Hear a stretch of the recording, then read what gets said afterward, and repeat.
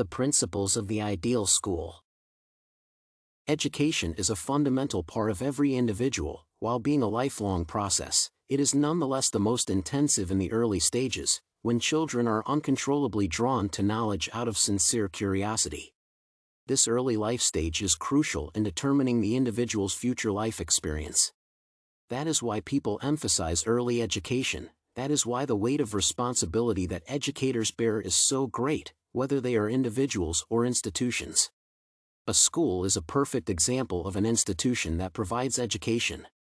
Many adults feel nostalgic for their school days, sometimes calling them the best in life. However, in his article, Dewey argues that the current approach to school education is incorrect. He discusses the term education, highlighting the features most impact learning. He then applies his theory to the current education in schools, showing the distance between what has to be done and what is being done. The current approach to education does not adhere to its core aspects, and current principles are not the ones that an ideal school should have. At its core, education is a never-ending process of an individual's interactions with society. As people grow and develop, they project their inner selves on the external community and see the reflections of their actions.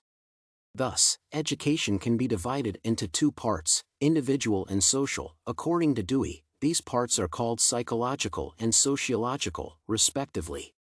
The psychological side of education consists of a child's interests and initiatives. They formulate the basis for any future education and possible directions that are of great interest to the child. They also represent the child's true power and abilities. In the meantime, the sociological side provides the means to measure a child's strengths and skills. Without the interpretation, his internal tendencies and incentives will remain undiscovered and misunderstood, which is a significant loss since they also serve well as predictors of possible outcomes. The psychological and sociological sides of education go hand to hand and are inseparable. Thus, it is essential to maintain the balance between the two to avoid undesired consequences. Suppose too much emphasis is put on the psychological side. In that case, the child will receive a theoretical understanding of his abilities, although he would not be able to apply them in real situations. On the contrary, if too much attention is put on education as a socialization tool, it would turn education into an external process forced upon the child and remove his freedom. In other words, education should not be considered a preparation process for future life, but rather something natural as life itself. That is the root of the main issue Dewey sees in the current school education. The school is viewed as a staging ground, a preparation point that gives children various information on numerous subjects with few to no connections to tangible personal experience.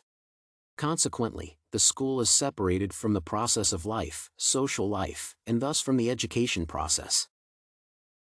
Therefore, the essential feature of an ideal school is its ability to become an extension of children's social life, not its substitution or replacement.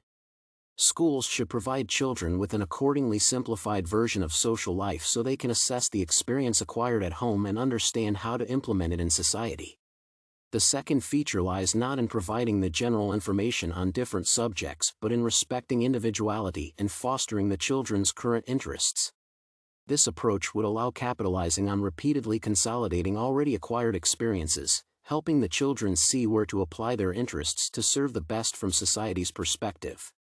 The last feature resides in the change of the view on education as a journey to an end goal. Formalizing the education process and tying it to anything outside of it means depriving education of its natural, never-ending meaning. The process and the purpose of education are utterly the same. A thorough inspection of education showed numerous inconsistencies between the vision of an ideal school and its tangible counterpart. Structurally, education can be explained from two perspectives, psychological and sociological. The psychological side represents a chosen individual's personal interests, capabilities, and potential. In the meantime, the sociological side provides direct projections of an individual on society and retrospective projections of society on an individual's actions. If not properly balanced, the education process can either become theorized to the extent of inapplicability or formalized to the point of a complete lack of freedom. Thus, to keep the balance, schools should undertake several fundamental changes. Firstly, they should not be viewed as milestones but become as extensions of children's social lives. Secondly, they should emphasize the already acquired experience and its consolidation rather than the formal presentation of what the world and society have to offer. Lastly, schools should not put constraints on the education process and set the end marks, since this attitude does not respect education's naturalness.